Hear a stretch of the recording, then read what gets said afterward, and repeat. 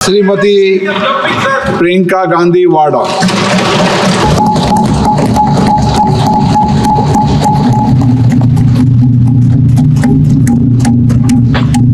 नमस्कार माननीय अध्यक्ष महोदय जी, आज आपने मुझे सभा में बोलने का मौका दिया, इसके लिए मैं आपकी बहुत बहुत आभारी हूँ। सबसे पहले जो सुरक्षाकर्मी, जो जवान अफसर 13 दिसंबर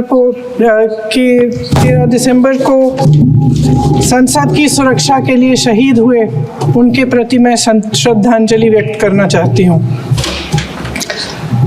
महोदय, हजारों साल पुरानी हमारी देश की धर्म की एक पुरानी परंपरा रही है। ये परंपरा संवाद, चर्चा की रही है। एक गौरवशाली परंपरा है जो दर्शन ग्रंथों में, वेदों में, उपनिषदों में दिखती है। वाद विवाद और संवाद की हमारी पुरानी संस्कृति है। अलग अलग धर्मों में भी, इस्लाम में, सूफियों में, बौद्ध धर्म में, जैन धर्म में, सिख धर्म में भी ये वाद संवाद, ये चर्चा बहस, इसकी संस्कृति रही है। इसी परंपरा से उभरा हमारा स्वतंत्रता संग्राम। हमारा स्वतंत्रता संग्राम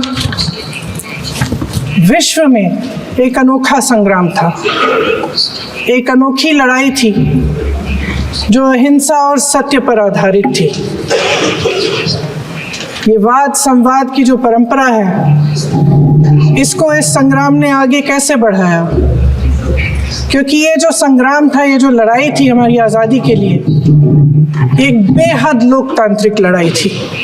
इसमें देश के किसान, देश के जवान, देश के मजदूर, देश के अधिवक्ता, देश के बुद्धिजीवी, चाहे किसी भी जाति के हो, चाहे किसी भी धर्म के हों, चाहे किसी भी भाषा को बोलते हों, सब इस स्वतंत्रता संग्राम में शामिल हुए। सब ने हमारे देश की आज़ादी की लड़ाई लड़ी।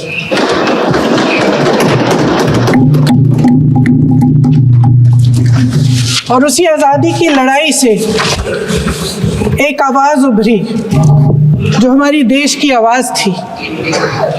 वो आवाज़ ही आज हमारा संविधान है। साहस की आवाज़ थी, हमारी आज़ादी की आवाज़ थी, और उसी की गूंज ने हमारे संविधान को लिखा और बनाया। ये सिर्फ एक दस्तावेज नहीं है। बाबा साहेब अम्बेडकर, मौलाना आज़ाद जी, राजगोपालाचारी जी और जवाहरलाल नेहरू जी और उस समय के तमाम नेता, जैसे आपने कहा, इस संविधान को बनाने की जो कार्य में सालों के लिए जुटे रहे। हमारा संविधान इंसाफ, उम्मीद, अभिव्यक्ति और आकांक्षा की वो ज्योत है जो हर हिंदुस्तानी के दिल में जलती है। अध्यक्ष महोदय, इस ज्योत ने हर एक भारतीय को ये पहचानने की शक्ति दी कि उसे न्याय मिलने का अधिकार है, कि उसमें अपने अधिकारों के लिए आवाज़ उठाने की क्षमता है, कि जब वो आवाज़ उठाएगा तो सत्ता को उसके सामने झुकना पड़ेगा। इस संविधान ने हर एक देशवासी को ये अधिकार दिया कि वो सरकार बना भी सकता है और सरकार बदल भी सकता है। ये ज्योत जो हर हिंदुस्तानी के दिल में जलती है, उसने हर हिंदुस्तानी को ये विश्वास दिया कि देश की संपत्ति में, देश की दौलत में, संसाधनों में उसका भी हिस्सा है, कि उसे एक सुरक्षित भविष्य की उम्मीद का अधिकार है, कि देश बनाने में भी उसकी भागीदारी है। उम्मीद और आशा की ये जोत मैंने देश के कोने कोने में खुद देखी है। उन्नाव में मैं एक रेप पीड़िता के घर गई, उसे जलाकर मार डाला था। वो शायद 20-21 साल की होगी। हम सब के बच्चे हैं। हम सोच सकते हैं कि अगर हमारी बेटी के साथ बार बार बलात्कार हुआ और फिर जब वो अपनी लड़ाई लड़ने के लिए गई तो उसको जलाकर मार डाला गया होता तो हम पर क्या बीतती। मैं उस बच्ची के पिता से मिली। उसके खेत जलाए गए थे, उसके भाइयों को पीटा गया था, उसके पिता को बाहर से घर के बाहर घसीट कर मारा गया था। उस पिता ने मुझे बताया कि बेटी, मुझे न्याय चाहिए। मेरी बेटी अपने एफआईआर को दर्ज करने के लिए जब ज़िले में गई तो उसको मना किया गया। अगले ज़िले में जाना पड़ा उसे। वो रोज़ सुबह 6 बजे उठकर तैयार होकर अकेली अपने मुकदमे को लड़ने के लिए अगले ज़िले में ट्रेन से जाती थी। उसके पिता ने मुझे कहा कि मैंने उससे कहा, बेटी अकेले मत जाओ, छोड़ दो ये लड़ाई। लेकिन उसकी बेटी ने उसको जवाब दिया कि नहीं पिताजी, मैं अकेली जाऊंगी, मैं लड़ूंगी, ये मेरी लड़ाई है, मैं इसको लड़ूंगी। ये लड़ने की क्षमता, ये हिम्मत उस लड़की को और करोड़ों भारत की नारियों को हमारे संविधान ने दी। आगरा में मैं अरुण वाल्मीकि के घर गई। अरुण वाल्मीकि पुलिस स्टेशन में काम करता था, सफाई का काम करता था। आप सोच सकते हैं हमारी तरह उसका भी परिवार था। नई नई शादी हुई थी, 2-3 महीनों का बच्चा था। पुलिस स्टेशन में चोरी हो गई। चोरी का इल्ज़ाम उस पर लगाया गया। उसके पूरे परिवार को उठाकर पुलिस स्टेशन में ले गए। आप हंस रहे हैं, लेकिन ये गंभीर बात है। गंभीर बात। शर्म करो, शर्म। अरुण वाल्मीकि को पीट पीट के मार डाला। उसकी बीवी को पीटा, उसके पिता के नाखून निकाले, उसके पूरे परिवार को पीटा गया। जब मैं उस जवान महिला से मिलने गई जो अभी अभी विधवा हुई थी, तो उसने मुझे कहा कि दीदी, हमें सिर्फ एक चीज़ चाहिए, हमें न्याय चाहिए और हम इस न्याय के लिए लड़ते रहेंगे, चाहे कुछ भी हो जाए। ये हिम्मत उस महिला को हमारे संविधान ने दी।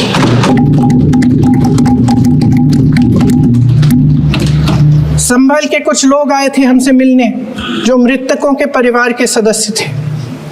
उसमें 2 बच्चे थे, अदनान और उजैर। आप सुनिए। उसमें 2 बच्चे थे, अदनान और उजैर। एक बच्चा मेरे बच्चे की उम्र का है, दूसरा उससे छोटा 17 साल का है। दर्जी के बेटे थे। दर्जी का एक ही सपना था कि वो अपने बेटों को पढ़ाएगा, लिखाएगा। एक बेटा डॉक्टर बनेगा, एक बेटा भी सफल होगा दूसरा बेटा भी अपने जीवन में सफल होगा। उनके पिताजी हर रोज उनको स्कूल छोड़ते थे। उस दिन भी स्कूल छोड़ने के बाद अपनी दुकान में चले गए। उन्हें पता नहीं था कि विवाद हो रहा है। उन्होंने भीड़ देखी, घर आने की कोशिश की तो पुलिस ने गोली से मार डाला। वो 17 साल का बच्चा अदनान मुझसे कहता है, वो 17 साल का बच्चा अदनान मुझसे कहता है कि मैं बड़ा होकर डॉक्टर बन के दिखाऊंगा, मैं अपने पिता का सपना साकार करूंगा। ये सपना, ये आशा उसके दिल में हमारे संविधान ने डाली। अध्यक्ष महोदय, हमारे देश के करोड़ों देशवासियों के संघर्ष में, अपने अधिकारों की पहचान में, इनकी कठिन से कठिन परिस्थितियों से लड़ने की अपार हिम्मत में और देश से न्याय की अपेक्षा में हमारे संविधान की ज्योत जल रही है।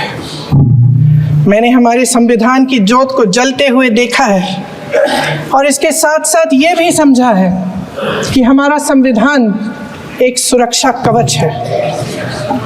एक ऐसा सुरक्षा कवच है जो देशवासियों को सुरक्षित रखता है, न्याय का कवच है, एकता का कवच है और अभिव्यक्ति की आज़ादी का कवच है। दुख की बात यह है कि मेरे सत्ता पक्ष के साथी जो बहुत बड़ी बड़ी बातें करते हैं, इन्होंने इन 10 सालों में ये सुरक्षा कवच, सत्ता पक्ष के मेरे साथियों ने ये सुरक्षा कवच तोड़ने का पूरा प्रयास किया है। संविधान में सामाजिक, आर्थिक और राजनीतिक न्याय का वादा है। ये वादा एक सुरक्षा कवच है जिसको तोड़ने का काम शुरू हो चुका है। लैटरल एंट्री और निजीकरण के जरिए ये सरकार आरक्षण को कमजोर करने का काम कर रही है। अगर लोकसभा में ये नतीजे नहीं आए होते तो ये संविधान बदलने का काम भी शुरू कर लेते। सच्चाई ये है अध्यक्ष महोदय कि आज संविधान बार बार इसलिए कह रहे हैं क्योंकि इस चुनाव में इनको पता चल गया कि इस देश की जनता ही इस संविधान को सुरक्षित रखेगी। इस चुनाव में हारते जीतने से इन्हें एहसास हुआ कि ये संविधान बदलने की बात इस देश में नहीं चलेगी। आज जनता की मांग है कि जाति जनगणना हो। सत्ता पक्ष के मेरे साथी ने इसका जिक्र किया। ये जिक्र भी आज इसलिए हो रहा है क्योंकि चुनाव में ये नतीजे आए। ये जाति जनगणना इसलिए जरूरी है ताकि हमें पता चले कि किसकी क्या स्थिति है और नीतियां उस हिसाब से बने। इनकी गंभीरता का प्रमाण ये है कि जब चुनाव में पूरे विपक्ष ने जोरदार आवाज उठाई कि ये जाति जनगणना होनी चाहिए, तो इनका जवाब देखिए। इनका जवाब भैंस भाग भैंस चुरा लेंगे, मंगलसूत्र चुरा लेंगे, इनका ये जवाब था।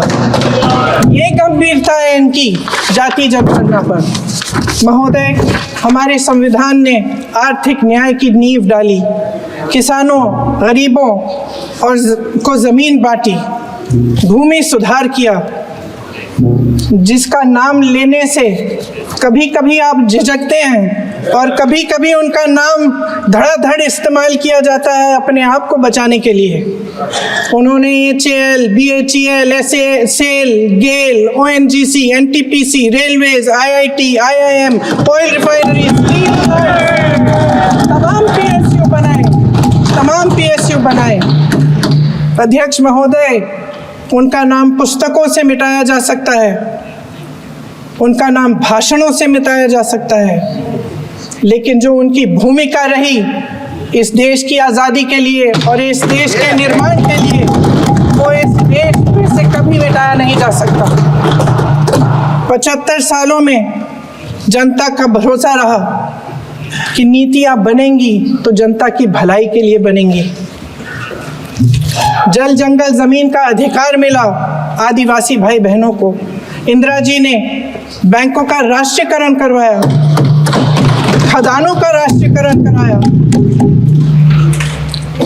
कांग्रेस और यूपीए की सरकारों में शिक्षा का, भोजन का अधिकार मिला। 75 सालों में जनता का भरोसा मिला। पहले संसद चलती थी तो जनता की उम्मीद होती थी कि सरकार महंगाई और बेरोजगारी पे चर्चा करेगी, कोई उपाय निकालेगी, कोई रास्ता निकालेगी। लोग मानते थे कि अगर कोई नई आर्थिक नीति बनेगी तो देश की अर्थव्यवस्था को मजबूत बनाने के लिए बनेगी, तो भारतीय बाजार को मजबूत बनाने के लिए बनेगी, उनके भविष्य को मजबूत बनाने के लिए बनेगी। किसान और आदिवासी भाई बहन भरोसा करते थे कि यदि ज़मीन के कानून में संशोधन होगा तो उन्हीं की भलाई के लिए होगा। आप नारी शक्ति की बात करते हैं, आज चुनाव की वजह से शायद इतनी बातचीत हो रही है नारी शक्ति के बारे में, क्योंकि हमारे संविधान ने महिलाओं को यह अधिकार दिया, उनकी शक्ति को परिवर्तित किया वोट में। और आज आपको पहचानना पड़ रहा है कि महिलाओं के बिना, कि नारी शक्ति के बिना ये सरकारें नहीं बन सकती हैं। इसीलिए आज आप नारी शक्ति की बातें दोहरा रहे हैं। जो आप नारी शक्ति का अधिनियम लाए हैं उसको लागू क्यों नहीं करते? वो 10 साल बाद लागू क्यों होगा? क्या आज की नारी 10 साल इंतजार करेगी उसके लागू करने के लिए? क्या बात है, क्या बात है।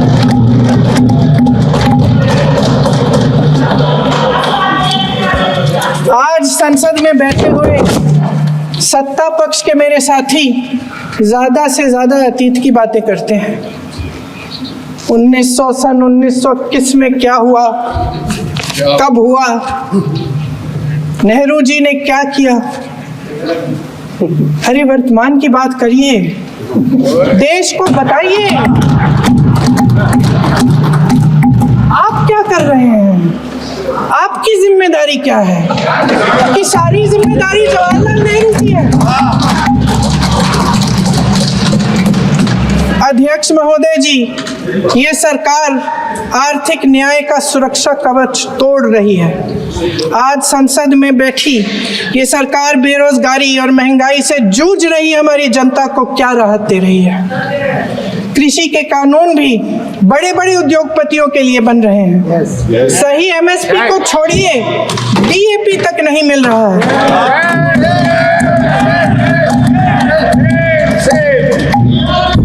वायनाड से लेकर ललितपुर तक इस देश का किसान रो रहा है। आपदा आती है तो उसको कोई राहत नहीं मिलती। भगवान भरोसे है आज इस देश का किसान, उसको छोड़ दिया गया है। आज हिमाचल में देखिए, जितने भी कानून बने हैं वो सब बड़े बड़े उद्योगपतियों के लिए बन रहे हैं। हिमाचल में जो सेब उगता था उसके जो छोटे छोटे किसान हैं वह रो रहे हैं, क्योंकि एक व्यक्ति के लिए सब कुछ बदला जा रहा है। सुनने की हिम्मत रखो।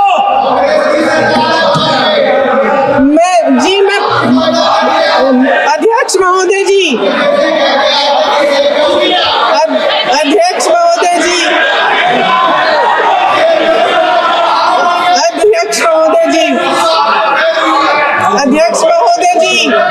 अडानी जी को सारे कोल्ड स्टोरेज प्रदेश की सरकार ने नहीं दिए। अडानी जी को सारे कोल्ड स्टोरेज आपकी सरकार ने दिए। देश देख रहा है कि एक व्यक्ति को बचाने के लिए 142 करोड़ देश की जनता को नकारा जा रहा है। सारे बिजनेस, सारे संसाधन, सारी दौलत, सारे मौके एक ही व्यक्ति को सौंपे जा रहे हैं। सारे बंदरगाह, एयरपोर्ट्स, सड़कें, रेलवे का काम, कारखाने, खदाने, सरकारी कंपनियां सिर्फ एक व्यक्ति को दी जा रही है। जनता के मन में हमेशा ये विश्वास होता था कि अगर कुछ नहीं है तो संविधान हमारी सुरक्षा करेगा, मगर आज आम लोगों के बीच ये धारणा बनती चली जा रही है कि सरकार सिर्फ अडानी जी के मुनाफे के लिए चल रही है। देश में बहुत तेजी से खैर बराबरी बढ़ रही है। जो गरीब है वो और गरीब हो रहा है, जो अमीर है वो और अमीर हो रहा है। इस सरकार ने आर्थिक न्याय की भी सुरक्षा कवच तोड़ दिया है। राजनीतिक न्याय की जब बात होती है, मेरे सत्ता पक्ष के साथी आज खड़े हुए और तमाम गिनती करने लग गए कि ऐसा हुआ वैसा हुआ, 1975 में जो हुआ, तो सीख लीजिए ना आप भी। सीख लीजिए। आप भी अपनी गलतियों के लिए माफी मांग लीजिए। आप भी बैलेट पे चुनाव कर लीजिए। आप भी बैलेट पे चुनाव कर लीजिए। दूध का दूध, पानी का पानी हो जाएगा। आप राजनीतिक न्याय की बात करते हैं, सरकारों को पैसों के बल पर गिरा देते हैं।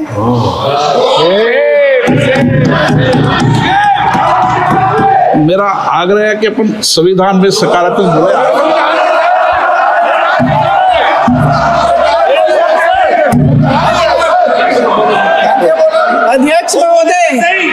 अध्यक्ष महोदय, सत्ता पक्ष के हमारे साथी ने एक उदाहरण दिया उत्तर प्रदेश की सरकार का, तो मैं भी एक उदाहरण दे देती हूँ महाराष्ट्र की सरकार का। मैं भी एक उदाहरण दे देती हूँ हिमाचल की सरकार को तोड़ने की कोशिश किसने की, पैसों के बल पे की, गोवा की सरकार। तमाम उदाहरण है। राजस्थान की क्या ये सरकारें जनता ने नहीं चुनी थी? क्या संविधान इन पर लागू नहीं था? पूरी देश की जनता जानती है कि इनका हंसती है, जानती है कि इनके यहाँ तो वॉशिंग मशीन है।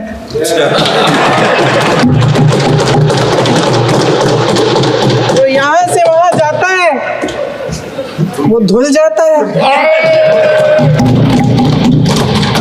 इस तरफ दाग, उस तरफ स्वच्छता। और मेरे कई ऐसे साथी हैं जो इस तरफ होते थे उस तरफ चले गए, मुझे दिख भी रहे हैं, वॉशिंग मशीन में शायद धुल गए हैं। अध्यक्ष महोदय, जहां भाईचारा और अपनापन होता था, जहां हमारे संविधान ने एकता का सुरक्षा कवच दिया था, वहां शक और घृणा के बीज बोए जा रहे हैं। एकता का सुरक्षा कवच तोड़ा जा रहा है। प्रधानमंत्री जी यहाँ सदन में संविधान की किताब को यूं माथे से लगाते हैं, लेकिन संभल में, हाथरस में, मणिपुर में जब न्याय की गुहार आती है, उठती है, तो उनके माथे पे शिकन तक नहीं आता।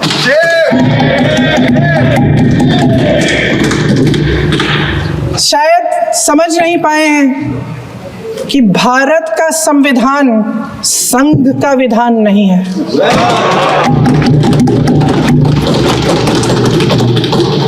भारत के संविधान ने हमें एकता दी, हमें आपसी प्रेम दिया। उस मोहब्बत की दुकान जिस पर आपको हंसी आती है, उसके साथ करोड़ों देशवासी चले। करोड़ों देशवासियों के दिल में एक दूसरे के लिए प्रेम है, घृणा नहीं है।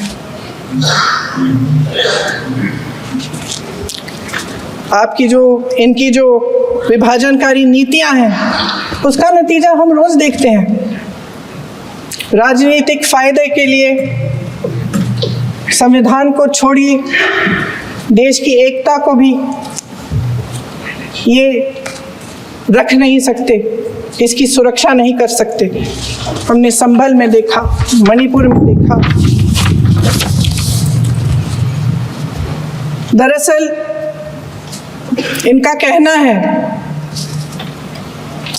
कि अलग अलग इस देश के अलग अलग हिस्से हैं,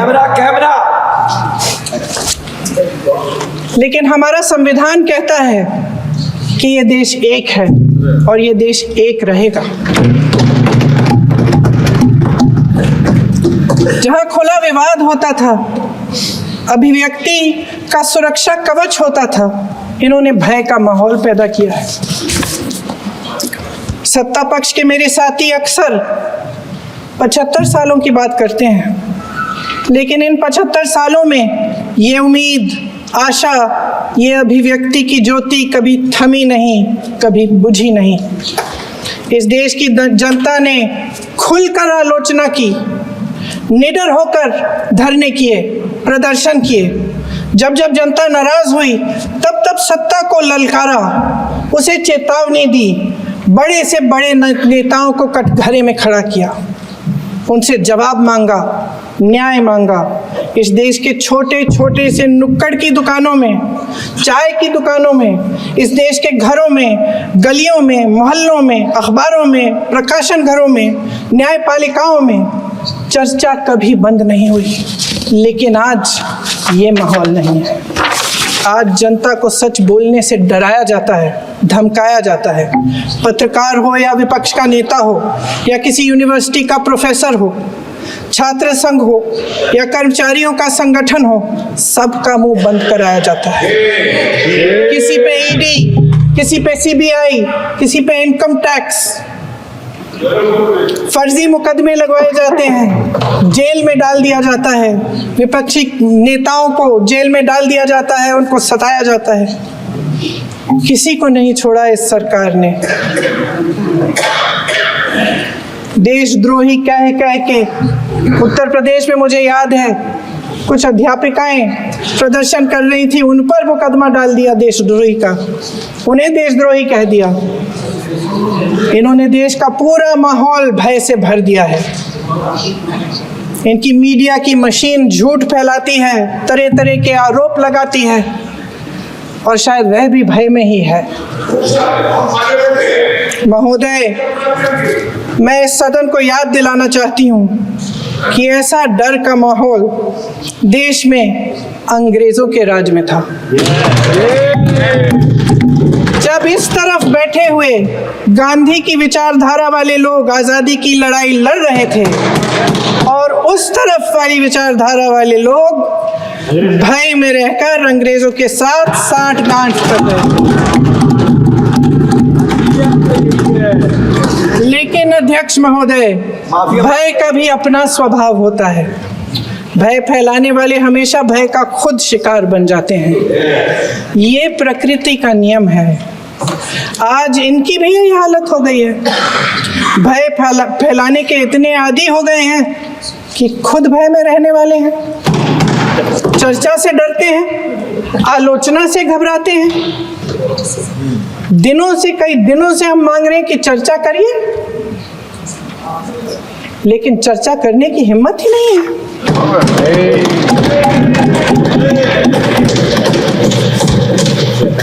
एक कहानी होती थी अध्यक्ष महोदय, शायद बचपन में आपने भी सुनी होगी। राजा भेष बदलकर बाजार में आलोचना सुनने जाता था। ये सुनने जाता था कि प्रजा मेरे बारे में क्या कह रही है, मैं सही रास्ते पे चल रहा हूँ कि नहीं।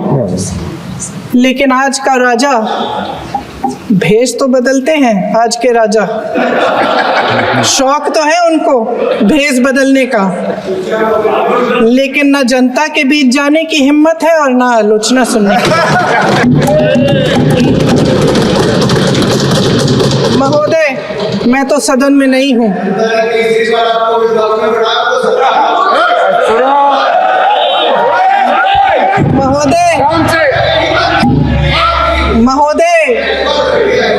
महोदय, जनता में बहुत विवेक है, ये सही है।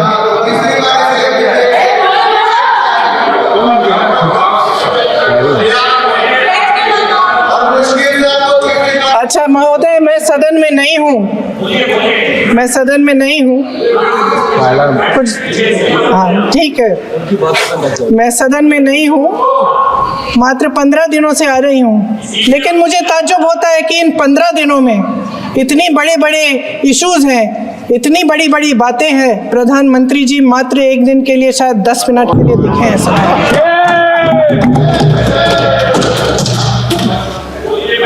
बात यह है अध्यक्ष महोदय जी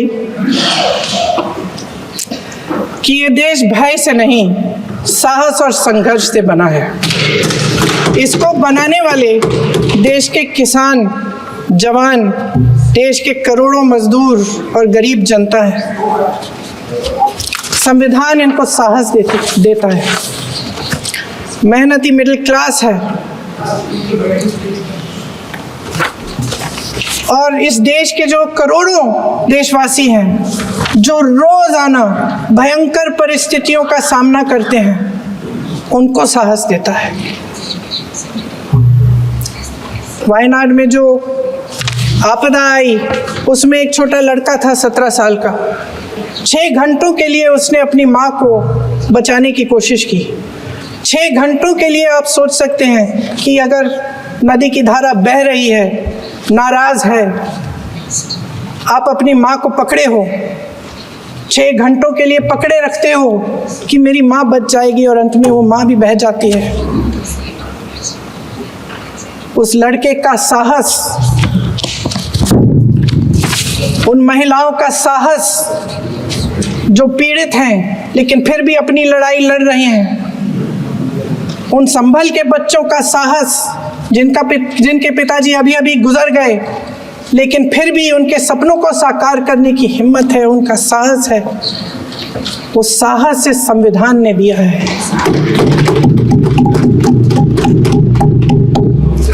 वो आत्मविश्वास से संविधान ने दिया है।